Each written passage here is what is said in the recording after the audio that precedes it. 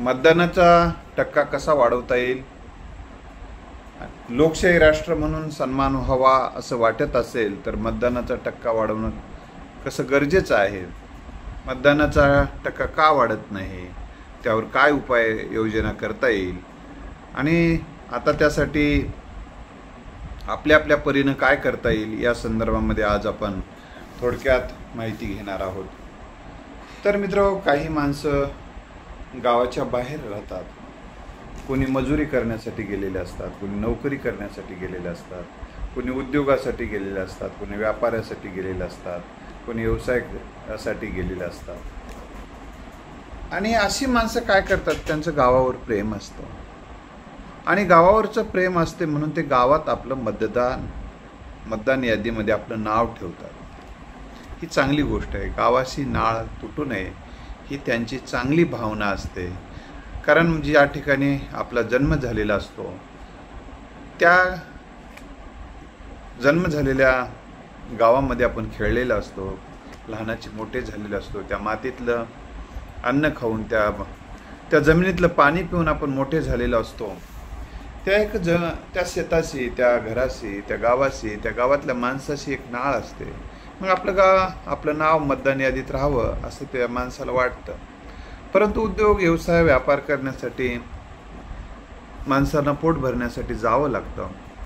उद्योग व्यवसाय वेगवेगळ्या कारणानं जावं लागतं आणि मतदानाच्या वेळी मात्र गावाकडे येणं आवश्यक असतानाही बऱ्याच काही अडचणी असतात.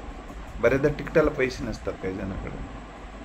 अशी सुद्धा परिस्थिती आहे मित्र. तुम्हाला कदाचित जाणीव असेल मला माहीत नाही, परंतु कधी कधी ह्याची सुद्धा अडचण असते.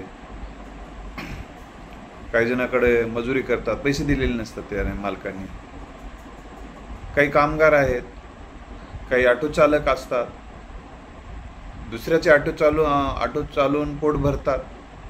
पुन्हा गावाकडे जायचं, तेवढं इकडे व्यवसाय बुडवायचा, पुन्हा तिकटाला पैसे अजून कोणाचे घ्यायचे. अशी एक परिस्थिती काही जणांची असते. अशा ह्या बिकट परिस्थितीलाही काही जण सामोरे जातात आणि सामोरं जावं लागते. त्यातून मग ते मतदानाला येऊ शकत नाहीत. अशा प्रसंगी सेवाभावी वृत्तीच्या माणसांनी किमान यांना प्रेरणा, प्रोत्साहन देण्यासाठी प्रयत्न करणं गरजेचं आहे. काही सहकार्य करता आलं तर सहकार्य करणं अतिशय गरजेचं आहे. तर गावाबाहेर असणाऱ्या माणसांना विनंती आहे की आपण आपलं गाव आहे, आपल्या गावातल्या मतदानाचा टक्का वाढला तर या तालुक्यामध्ये, आपल्या सर्कलमध्ये, आपल्या जिल्ह्यामध्ये आपलं नाव लौकिक वाढेल की या गावाचं मतदानाचा टक्का. आणि या माननीय जिल्हाधिकारी अभिजित राऊत साहेब हे प्रेरणा, प्रोत्साहन देणारा मनुष्य आहे. अभिजित राऊत साहेबांनी असं सांगितलेलं आहे की बाबा आम्ही गावांचा सन्मान करू, अशा मतदानाचा टक्का वाढवणाऱ्या गावांचा सन्मान करू असं त्यांनी सूचित केलेलं आहे. तर त्यासाठी आपण काय करू शकतो? साध्या गोष्टी करायच्या. फोन करणे शक्य आहे का? फोन करेल सगळ्यांना शक्य नाही. चार दोन व्यक्तीला फोन करणे, मतदानासाठी गावाकडे या. बाहेर गेलेल्या पाखरांनो गावाकडे मतदानाला या, अशा पद्धतीची भावनिक हाक त्यांना देणं अतिशय गरजेचं आहे. आणि त्यांनी देखील विचार केला पाहिजे, गावाकडं या निमित्तानं आलं पाहिजे. आपण कंदोरीला येतो, आपण एखाद्या लग्न कार्याला येतो, भंडाऱ्याला येतो. कंदोरीले भंडारे, नवस, सायस, जागरण, गोंधळ यासाठी आपण येतोच. वेगवेगळ्या सणानिमित्तानं येतो. आपल्याला मतदान हा एक राष्ट्रीय सण आहे, एक राष्ट्रीय उत्सव आहे, एक राष्ट्रीय महोत्सव आहे. या महोत्सवासाठी असं समजा की ही एक यात्रा आहे, असं समजा ही एक जत्रा आहे, असं समजा. आणि या जत्रेमध्ये सहभागी होण्यासाठी आपण, हे एक राष्ट्रीय सण आहे, या सणात सहभागी होण्यासाठी आपण गावाकडे आलं पाहिजे, ही आपल्याला विनंती आहे. तर आपण तर आलंच पाहिजे, परंतु आपल्या परिसरात जे काही असतात, चल बाबा आपण एक गाडी करू, त्या गाडीमध्ये जाऊ, काय जितकं शक्य आहे तेवढं भाग उचलू त्या खर्चाचा, जाऊ किंवा रेल्वेमध्ये जाऊ. अशा पद्धतीनं लोकांनी प्रयत्न केले पाहिजे, एकमेकाला प्रोत्साहन दिलं पाहिजे मित्र. कारण ह्या काय झालेलं आहे माहिती आहे काय, मतदान हे कर्तव्य आहे. मतदान करणं गरजेचं आहे आणि मतदानाचं महत्त्व ओळखलं पाहिजे.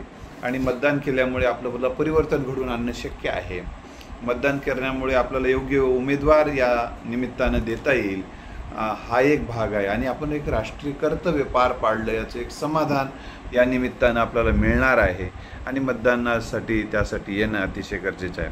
म्हणून मी तुम्हाला सांगेल की जे काही आपले बांधव भगिनी दुसऱ्या गावाला असतात, काही आता हैदराबादला असतात, काही जण मुंबईला असतात, पुण्याला असतात, वेगवेगळ्या सिटीमध्ये असतात, तर त्यांना किमान एखादा मेसेज टाकणं, एखादा फोन करणं, ठीक आहे, त्यांनी येऊ नये हा त्यांचा भाग झाला शेवटी. पण आपलं एक कर्तव्य ठरते की काही जणाला तरी आपण फोन करणे, मेसेज देणे, विनंती करणे अतिशय गरजेचं आहे. आपण सगळ्यांनी हे आपला राष्ट्र आहे, आपल्या राष्ट्राची ही निवडणूक प्रक्रिया अतिशय महत्त्वाची गोष्ट आहे. म्हणून यातूनच लोकशाहीतूनच राज्य जन्माला येतात, मतातूनच राजाचा जन्म होत असतो. राजे या अर्थाने शब्दशः घेऊ नका, तर हे देशाचं धोरण ठरवणारी माणसं यातून आपल्याला पुढं आणता येतात.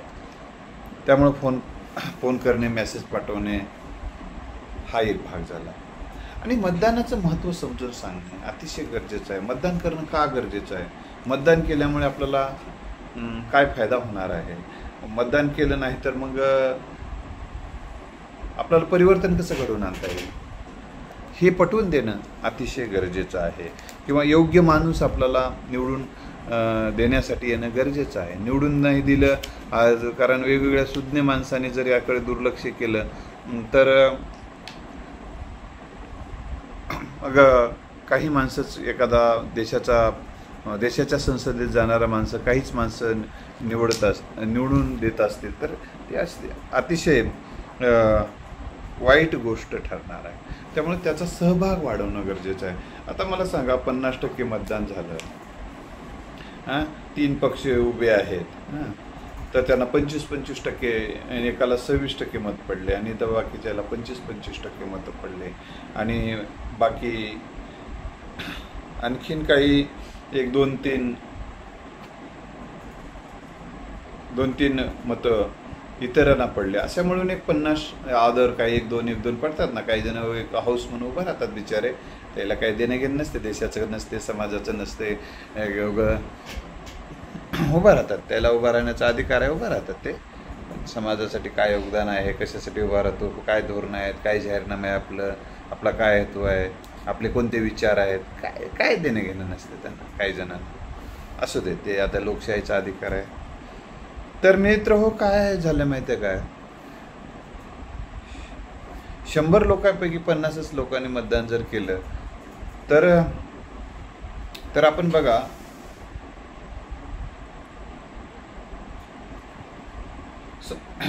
समजा एकाला 26 मतं पडले, काही जणाला 25 पडले, दुसऱ्याला 25 पडले आणि एकाला 4 पडले, तर किती होतात 50 मतं. म्हणजे काय झालंय, 26 मतं पडणारा माणूस निवडून यायला लागला. 26 मतं पडणारा माणूस निवडलेला म्हणजे याला किती जणांचा विरोध आहे. 100 मतदारापैकी फक्त 26 मतं ज्याला पडायला लागले तो निवडून यायला लागलाय. म्हणजे जवळपास 74% वर विरोध असताना तो माणूस, विरोध म्हणजे ते आले नाहीत, मतदान टाकलेच नाही, त्याला वाटलंच नाही यानं निवडून यावं म्हणून. यानं खरंच निवडून यावं असं त्यांना मनापासून वाटलं असतं ते आले असते ना. पण हे 26%वरच याची बोलवण झाली आणि हा निवडून आला. म्हणजे लोकांचा सहभाग किती आहे, तर तो कितीच टक्के लोकांना त्यांना मतदान केलेलं आहे, तर 26% मतदान. तर हे अतिशय मतदानाचा आकडा अतिशय कमी आहे. हे लोकशाहीसाठी बरोबर नाही. ही एक गोष्ट आपल्याला पटवून द्यावी लागणार आहे. आता तुम्हाला सांगतो की मतदानासाठी काही अडथळे येत आहेत. तुम्हाला मी सांगितलं तिकटाला पैसे नसणं.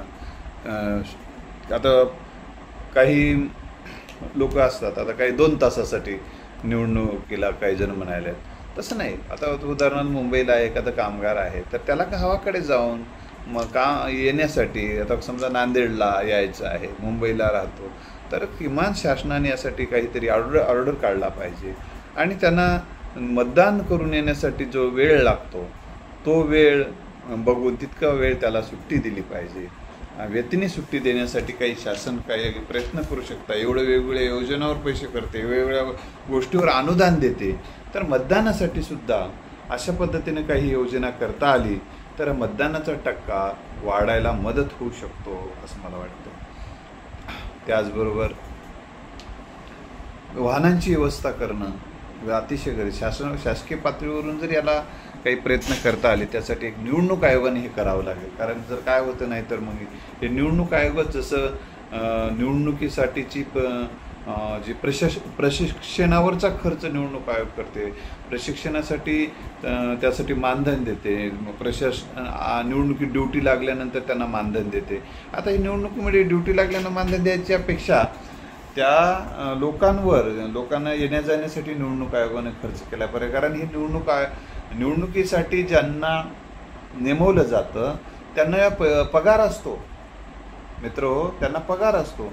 आता पुन्हा त्याला काहीतरी मानधन म्हणून देण्यापेक्षा तेच खर्च गोरगरिबांना काहीतरी अर्थसहाय्य म्हणून व तिकटाला पैसे आम्ही देतो किंवा तुम्हाला त्या दिवशी फ्रीमध्ये प्रवास शासकीय वाहनातून फ्रीमध्ये तुम्हाला येण्या जाण्याची व्यवस्था फ्री म्हणण्यापेक्षा किमान 10% त्या दिवशी असं 10% 100 रुपये जर तिकीट असेल 10 रुपयावर तिकिटावर एका दिवसासाठीची योजना ती करणं गरजेचं. त्यासाठी त्यानं मतदानाची आपलं मतदान केंद्र आणि मतदानाचं त्यासाठीचं आपलं मतदान कार्ड त्या टीटीला दाखवलं तर त्याला तितकी सूट देण्याची व्यवस्था करणं अतिशय गरजेचं आहे. या निमित्तानं सुद्धा वाढू शकते. शासनानं अनुदान दिलं पाहिजे या मतदान करण्यासाठी येणाऱ्या लोकांना. शासनाने म्हणजे निवडणूक आयोगाने दिले पाहिजे.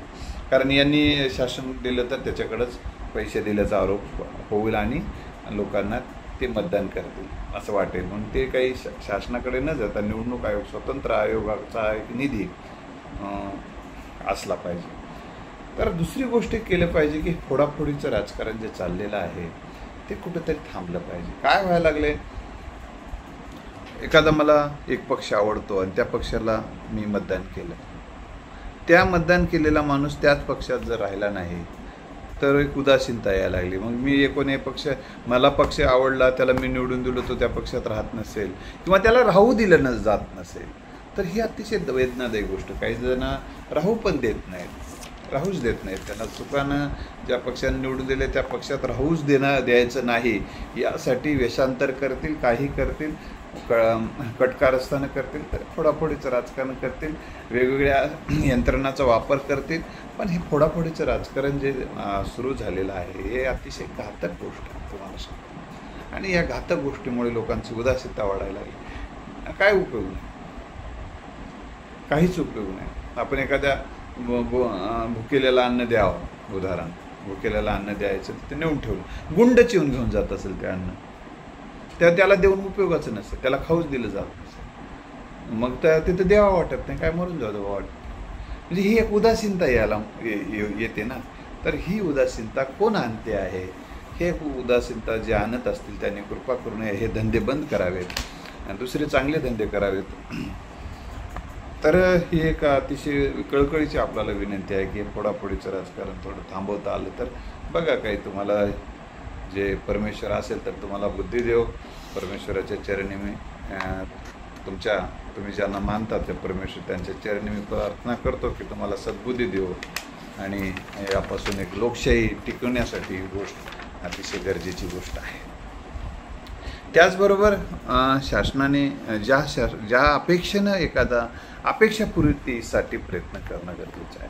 तुम्ही जे काही जाहीरनामे प्रकाशित करता, जाहीरनामे प्रसारित करता आणि ते जाहीरनामा प्रसारित केल्यानंतर मतदारांना असं वाटत असते, अरे वा, हा जाहीरनामा छान आहे आणि याच्यासाठी मला मतदान करण्यासाठी यायचं आहे.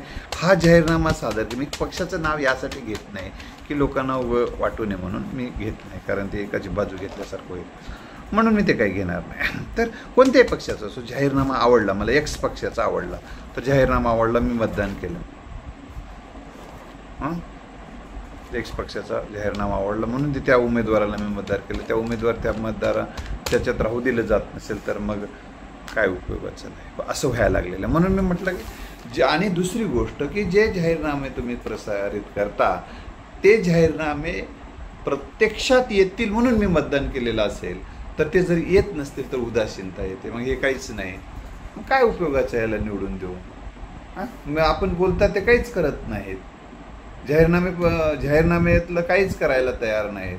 उगाच सगळे बोलाचीच बात आणि बोलाचंच कडी, आणि निवडून आल्यानंतर फक्त फोडाफोडीचं राजकारण करणं, खोटे खोटे आरोप करणं, दडपशाही करणं, अंधाधंदी करणं, हे जर धंदे होत असतील तर लोकांना एक उदासीनतेचं वातावरण तयार होऊ शकतं. त्यामुळं ह्या आपण जे काही जाहीरनामा सांगितलेला आहे तो जाहीरनामा जाणीवपूर्वक कसा प्रत्यक्षात आणता येईल यासाठी जर प्रयत्न केलं तर पुढच्या निवडणुकीमध्ये काय होते की आत्ता ते बाबा त्यांनी जाहीरनामामधले 4 गोष्टी केल्या, जाहीरनामा 4च गोष्टीचा करायला पाहिजे खरं तर, आणि जितक्या करता येतील तेवढ्याच जाहीरनामामध्ये लिहायला पाहिजे. आणि ते जर आणलं की आता दुसऱ्या वेळेस जेव्हा जाहीरनामा करते, अरे वा खरे आता हे खोट्याचं अवतन नाही, कारण काय असतं लबाडाचं अवतन जेवल्याशिवाय काही खरं नाही म्हणतात, हे लबाडाचं अवतन ठरायला लागलेले जाहीरनामे. म्हणजे तसं न होऊ देता आपण काय करायला पाहिजे, तर जे काही जितकं आपल्याला शक्ती आहे, क्षमता आहे तेवढेच आपण सांगितलं पाहिजे. नाहीतर उगा जाहीरनामे खोटे आश्वासनं का देऊन कास काय खोटे आश्वासनं देता तुम्ही असं जर म्हटलं एका पक्षाच्या नेत्याला विचारलं तर त्यानं म्हटलं आम्हाला निवडून यायलाच वाटलं नव्हतं म्हणून उगं दारू पिऊन जसं काही बोलतात काही माणसं तशा पद्धतीनं काही आश्वासन देऊन ठेवलं म्हणलं एक जण, आणि लोकांना ते वाटलं की खरंच काही की, आणि ते निवडून दिले त्यांना. म्हणजे सांगायचा हेतू असा आहे, याचा शब्दशः अर्थ घेऊ नका, तर अशा खोटे आश्वासनं देणं याच्यावर कायदेशीर बंदी घातली पाहिजे. मी निवडणूक आयोगालाही विनंती करेल आणि देशाच्या सर्वोच्च न्यायालयालाही विनंती करेल. तर आता तर वेळ निघून गेलेली आहे, विधानसभेला तरी किमान असं व्हावं, त्या पक्षाने आपला जाहीरनामा किमान 4 महिने अगोदर प्रकाशित करावा. आणि ते प्रकाशित करत असताना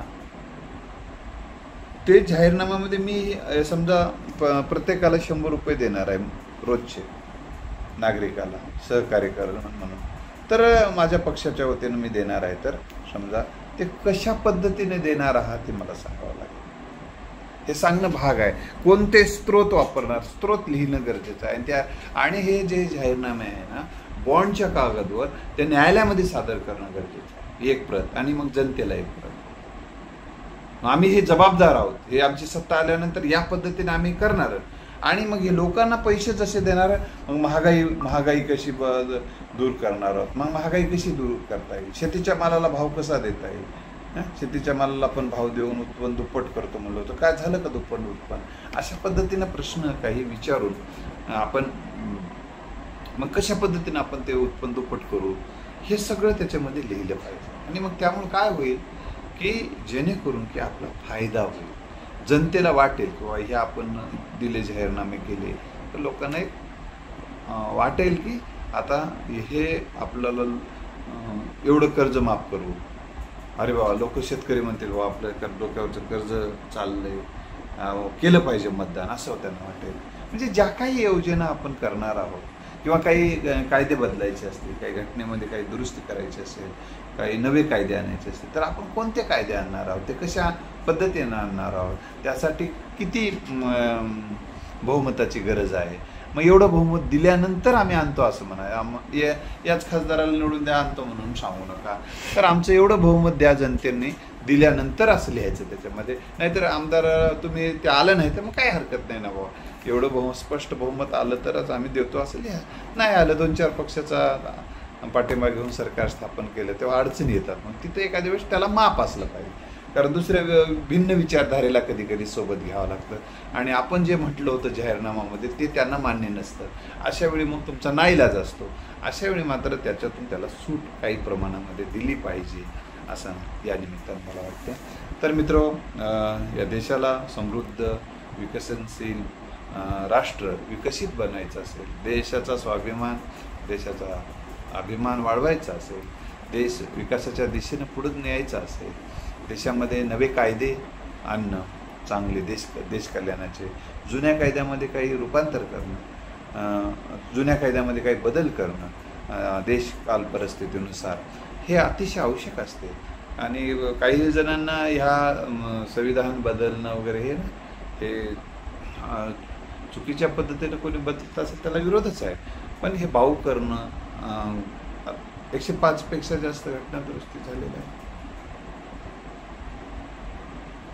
ही 105 पेक्षा जास्त घटना दुरुस्ती जर आमचा देश करत असेल आतापर्यंतच्या काळात, तर ते घटना दुरुस्ती जर योग्य पद्धतीने असेल तर त्याला जनतेला काय हरकत नाही. अशा पद्धतीची एक व्यवस्था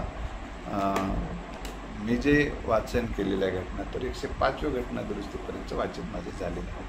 तर ते त्या घटना दुरुस्तीमध्ये तिथपर्यंतची घटना दुरुस्ती झालेली आहे. तर ह्या घटना दुरुस्त्या करणं गरजेचं असतात. आणि आपण कोणत्या घटना दुरुस्ती करणार आहोत हे पण त्याच्यात स्पष्ट सांगितलं पाहिजे लोकांच्या हितासाठी.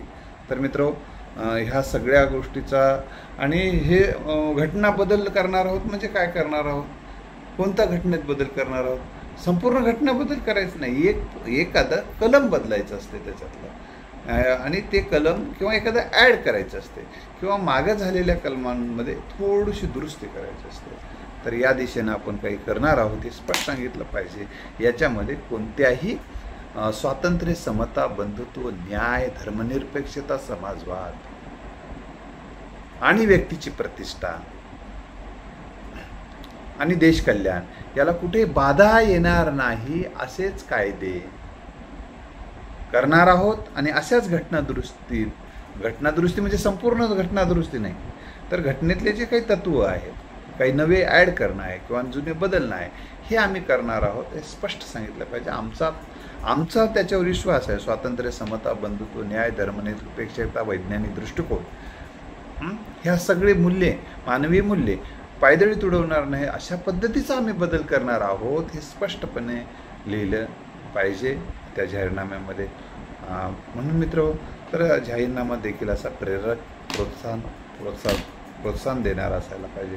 दुसरी महत्त्वाची गोष्ट म्हणजे काही जणाला उन्हाचा त्रास होतो. काही जणाला काय असते, उन्हाचा खूप त्रास होतो आणि तिथं सावलीची व्यवस्था करणं गरजेचं असते. पाणी पिण्याची व्यवस्था, तिथं पाणी देण्यासाठीची व्यवस्था करणं आवश्यक आहे. आता काही प्रमाणामध्ये कोणाला ऊन लागत त्यासाठी काही लोक एशीमध्ये राहतात हो, आणि त्यांना बाहेर जाणंच अवघड असतं. 24 तास गाडीमध्ये एशी, गाडीत एशी, घरामध्ये एशी. आता असे 24 तास एशीमध्ये राहणारे माणसं लाईनला उभं राहून बरेचदा उन्हामध्ये ते उत्सुक नसतात. तर अशा ठिकाणी काही जर त्यांना सावलीची तरी किमान सोय करणं, थंड अशा पद्धतीनं काही करता येईल का, यासाठी काही सेवाभावी संस्था समोर येतील का, निवडणूक आयोग या संदर्भात काही करेल का, पावलं उचलेल का, जे अशा सुखवस्तू लोकांसाठी सुद्धा मी बोलते. तर सर्वसामान्य माणसाला तर काय चालूच आहे, देशाला इतक्या वर्षापासून ते करतात.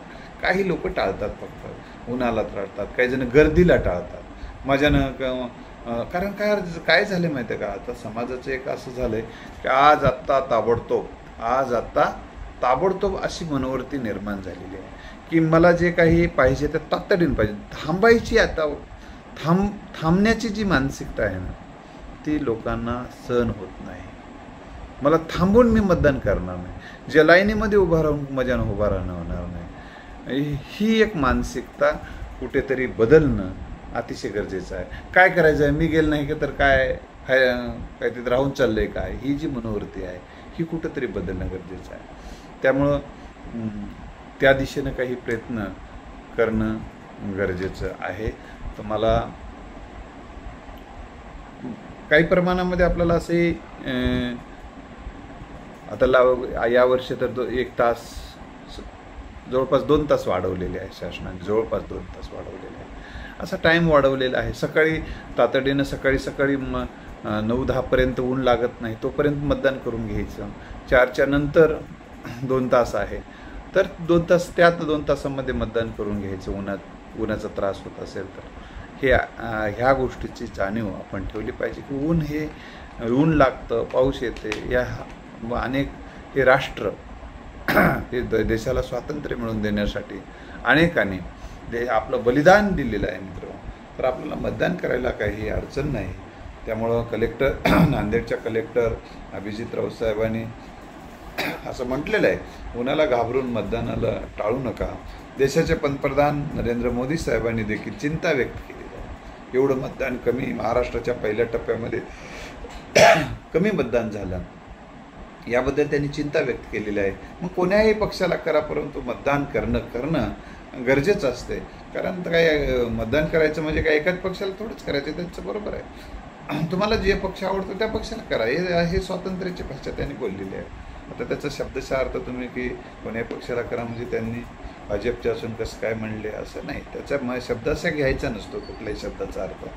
मतदान करा, विरोधी पक्षांनी सुद्धा यासाठी प्रयत्न करायला पाहिजे असं त्यांनी सांगितलेलं आहे.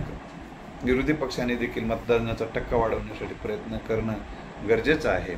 आणि अजून एक लोकांना एक गैरसमज आहे की सत्ता येत नसेल तर मतदान कशासाठी करायचं, आपली कुठं सत्ता यायला लागली असं काही जणाला वाटते. किंवा काही जणाला वाटते की आपल्या समाजाचा माणूस कुठं उभा आहे, काय कोणाला त्या समाजाला काय करायचं आहे मतदान करायला. म्हणून हा जो मनामध्ये कुठंतरी असा जातीविषयीचा भाव हे सुद्धा कुठंतरी दूर झालं पाहिजे. यासाठी केवळ एका जातीला मतदान निवडणुकीमध्ये जे उभं तिकीट दिले जातात त्याच जातीला, ज्याची जात आहे ज्या जातीकडे मतदान जास्त आहे त्या जातीला जे तिकीट दिले जातात सातत्यानं, लोकांना हे कुठंतरी आवडत नाही. त्यामुळं आता समजा 10 विधानसभा आहेत, 10 विधानसभा आहेत, तर 10 विधानसभेमध्ये किमान त्या जातीची संख्या बघून 10 जाती आहेत समजा त्या एक सर्वसाधारणपणे, तर त्या जातीला सगळ्या जातीला तिथं प्रतिनिधित्व मिळवण्यासाठी प्रयत्न करणं गरजेचं असते. परंतु त्या समाजातील ज्या जातीतील लोकांनी देखील आपलं नेतृत्व कौशल्य, संघटन कौशल्य, समाजकार्य, लोकांशी जडणघडण, लोकांशी मिळून मिसळून राहणं, लोकांच्या अडीअडचणीमध्ये सहभागी होणं, विचार मांडत राहणं, प्रबोधन करणं, समाजाला दिशा देणे, हे कामही केले पाहिजे. उगाच आता मी या जातीत जन्माला आलो म्हणून मला तिकीट द्या, ही सुद्धा काही केवळ मागणी, माझ्याकडे नेतृत्व कौशल्य काहीच नाही, उगं मला ज्ञान उभं करा आणि मला निवडून आणा, हे उचित नाही. तर तुमच्यामध्ये तुम्ही स्वतःही प्रयत्न, समाजकार्यासाठी स्वतःचं योगदान देणं, समाजकार्यासाठी आपण प्रयत्नशील राहणं हे सुद्धा नक्की गरजेचं आहे. त्यामुळे मला ह्या निमित्ताने एवढं सांगायचं होतं की सर्व जाती धर्मातल्या माणसांना प्रतिनिधित्व दिलं तर एक प्रकारे लोकशाहीमध्ये सहभाग वाढायला मदत होत असते. म्हणून मतदानामध्ये ह्या गोष्टी घडणं गरजेचं, सर्वांना प्रतिनिधित्व देण्याच्या दृष्टिकोनातूनही जर प्रयत्न झाले तर मतदानाचा टक्का वाढायला मदत होऊ शकते. ह्या निमित्तानं मला एवढं सांगायचं आहे की मित्रहो, ह्या सगळ्या गोष्टी, काही गोष्टी आता करता येतील, काही हे धोरणात्मक निर्णय आहेत. त्यामुळे किमान आत्ताची उद्याची जी निवडणूक आहे त्या निवडणुकीसाठी मतदान करण्यासाठी गावाकडे या, मतदान करा. म्हणजे गावाकडे येऊनही मतदान करतात आणि काही जणी शहरामध्ये राहून सुद्धा मतदान करत नाही, जात नाहीत. तर यासाठी एक प्रयत्न अजून करता येऊ शकते, ज्यात बुथांची म्हणजे मतदान केंद्राची संख्या वाढवणं, गल्ली तिथे मतदान केंद्र करता येईल का या दिशेने काही प्रयत्न, काही फिरते मतदारसंघ, काही आता छोटे काही वाड्या असतात, छोटे 10-12 घरं राहतात, तिथं आता पूर्ण मतदान केंद्र करणं तिथं उचित ठरणार नसेल तर फिरते काही मतदान केंद्र उपलब्ध करून देणं गरजेचं आहे. जसं फिरते औषधी उपचार किंवा दवाखाना, फिरता दवाखाना एक असतो. फिरता दवाखाना म्हणजे कसं असतो की त्यामध्ये सगळे डॉक्टर असतात, त्या डॉक्टरमध्ये त्याबरोबर औषधी योजना असते त्यांच्यासोबत, आणि ते गावोगाव जातात आणि आपले उपचार करतात. तशाच पद्धतीनं अशा छोट्या गावासाठी एक व्हॅन ठेवून त्यामध्ये पोलिंग PRO ते आणि त्याच्या अधिकाराखाली जे पोलिंग अधिकारी असतात 2-3, ते त्या ठिकाणी त्याच्यासोबत एक 2-3 अधिकारी, जे काही यंत्रणा, जी काय आवश्यक यंत्रणा सगळी देऊन अशा गावांना सुद्धा छोटे वाडीवर छोटे 4-2 घरं असते, तिथं सुद्धा जाऊन मतदान घेणं अतिशय गरजेची गोष्ट आहे. आता शासनाने अतिशय महत्त्वाचा यावर्षी एक चांगला, वृद्धांसाठी एक चांगली गोष्ट केली आहे. घरी जाऊन त्यांचं मतदान घेतलेलं आहे, ही चांगली गोष्ट केलेली आहे. आणि त्या निमित्तानं आता EDC एक प्रकार असतो की पोस्टल मतदानाचा एक प्रकार आहे. तो पोस्टल मतदान काही जणाला जर समजा आपण मुंबईला समजा एखाद्या गावचे 10 लोक आहेत आणि ते एका कंपनीत काम करतात, तर आता ते 10 लोक येणार नसतील इथं मतदान करायला. ते 10 लोकांचं त्यांना आपल्याला EDC देता येईल का? जसं शासकीय कर्मचाऱ्याला देता येते तसं त्यांना सुद्धा EDCचा हक्क जर आपल्याला देता आला तर मतदानाचा टक्का वाढायला मदत होऊ शकते. त्यांनी ते पोस्टात टाकायचं तिथं मतदान करून, आणि त्यासाठी आता त्याच्यात काही प्रमाणामध्ये भ्रष्टाचार होऊ शकतो, ही वस्तुस्थिती आहे. परंतु त्यासाठी काही एक निकष किंवा तो जो सगळ्यांनाच नाही, तर तुम्हाला जितकं शक्य करता येईल, जसं आता कर्मचाऱ्याचे त्याला जसे दिले जाते ना तसंच त्यांना देता येईल का बघायचं. किंवा तिथं आता काय केलं यावेळेस शासनाने की दुसऱ्या मतदारसंघातला आहे परंतु त्याची ड्युटी नांदेड मतदारसंघात लागलेली आहे, दुसरीकडे जाऊ शकत नसेल, तर त्यांना सुद्धा मतदानाचा हक्क मिळवून देण्यासाठी तिथं अगोदरच मतदान प्रक्रिया सुरू केलेली आहे. ही एक प्रकारे काही जणांना म्हणजे जे कर्मचारी आहेत त्यांच्यासाठी मी सांगतो. तर अजून एक आपल्याला असं करता येऊ शकते तहसील कार्यालयामध्ये. आता हे जसं प्रशिक्षण 2-3 दिवस आहे, समजा नांदेडची निवडणूक आता 26ला आहे, तर 24पासून 24ला झालं, 25ला चाललेत, 26ला मतदान प्रक्रिया व्हायला लागली. या 2-3 दिवसामध्ये बाहेरचे समजा आता 24ला या, 24ला तिथं सगळी यंत्रणा उपलब्ध आहे, 24ला कोणाला जर समजा 26ला येणं शक्य नाही, तर काही जणांना असे जे कंपन्यामध्ये लोक आहेत ज्या विशेषतः रजिस्टर्ड कंपन्या असतील, तर त्यांना काय करायला पाहिजे की त्यांना असं करायला पाहिजे की तुम्ही या 24 या 25 या 26 या 2-3 दिवसात किंवा 27पर्यंत अशा 4 दिवसात कोणत्याही दिवशी येऊन तहसील कार्यालयामध्ये एक मतदानाची जी प्रक्रिया आहे त्या ठिकाणी त्याला मतदान करण्याची व्यवस्था जर आपण करून दिली, तो कुठल्या मतदारसंघाचा आहे तर त्या मतदारसंघानुसार एका ठिकाणी, जिल्ह्याच्या एका ठिकाणी अशा लोकांच्या मतदानाची जर आपण सोय करू शकलो तर आणखीन मतदानाचा टक्का वाढू शकतो. ही त्या 4 दिवस वाढवलं तरी चालू शकतो. आता तुम्ही म्हणाल तर तिथं काय 4 कर्मचारी ठेवायचं, एक मतदान यंत्र ठेवायचं आणि त्या ठिकाणी मतदान करू द्यायचं. आणि त्याला जी आपण त्याला EDC जी पाठवलेली आहे ते आपण पोस्टानं पाठवून द्यायचं. आणि ते पोस्टानं पाठवून दिल्यानंतर तो जेव्हा येईल ते घेऊन तर त्याला ते मतदान करू द्यायचं. किंवा तसं पाठवायची गरज नाही, त्याचं जर त्या मतदान केंद्रामध्ये नाव असेल परंतु तो केवळ ड्युटीच्या ठिकाणी त्या दिवशी त्याला ड्युटी सोडलं जात नसेल तर त्याला हे 4 दिवसाचा कालावधी जर देता आला तर त्या 4 दिवसामध्ये कोणत्याही दिवशी येऊन जरी त्यानं मतदान केलं तर तशी एक सोय फक्त ही कोणासाठी असली पाहिजे सोय, तर जे बाहेर गावी नोकरीला आहेत, दूर नोकरीला आहेत, जे त्या दिवशी येऊ शकत नाहीत, काही अडचण येऊ शकते, तर 4 दिवसाचा कालावधीमध्ये कोणत्याही दिवशी येऊन एका दिवशी मतदान त्याला करण्याची मुभा आणि ते जिल्ह्याच्या ठिकाणी असली पाहिजे. हे काही बदल करता याच्यातून काय अजून त्याच्यामध्ये कमी अधिक प्रमाणात करता येऊ शकेल काही, परंतु हे एक पद्धत जर आपल्याला अवलंबता आली तर एक बरं होईल असं मला वाटते. यामुळे मतदानाचा टक्का नक्की वाढू शकतो. अजून एक असं केले किंवा जसं अधिकार दिलेले सैनिक आहे, सैनिकाचा मतदान करण्याचा त्याच्या बायकोला किंवा त्याला एक अधिकार देऊन ठेवला आहे सैन्याने. मग तो जाऊन सैनिकाच्या नावाने एखादा मतदान करू शकतो मतदान केंद्रावर त्याच्या गावामध्ये, कारण तो ड्युटी सोडून येऊ शकत नाही. असा अधिकार असा देता येईल का अजून, या दिशेने काही प्रयत्न करणं गरजेचं आहे. त्याच्या आईला, वडिलांना आणि पत्नीला यापैकी एखाद्याला अधिकार जर देता आली त्या कर्मचाऱ्यांना, दूर आहे, दूरच्याकडे वेगवेगळी ड्युटी आहे, त्याचं गावात मतदान आहे, तो येऊ शकत नाही, अशासाठी असा एक अधिकार अजून देता येईल का सगळ्यांसाठी, या दिशेनेही काही प्रयत्न जर झाले तर अजून मतदानाचा टक्का वाढायला मदत होईल. धन्यवाद.